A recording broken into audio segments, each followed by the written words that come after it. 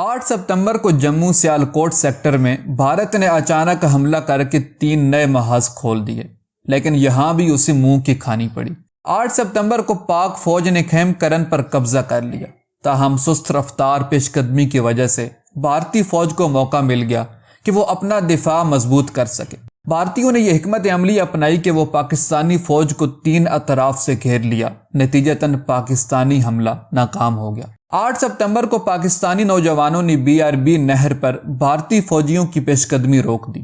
یوں بھارتی فوج کے سربراہ جنرل چودھری کا خواب ادھورا رہ گیا۔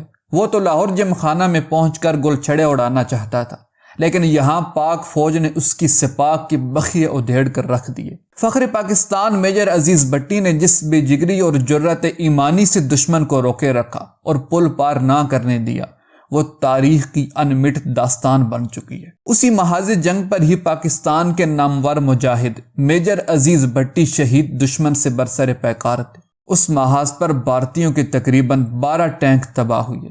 ہماری فوج نے جس عزم و استقلال، جرأت و بہادری اور جانثاری کا مظاہرہ اس محاذ پر کیا، وہ ہمیشہ یاد رکھا جائے گا۔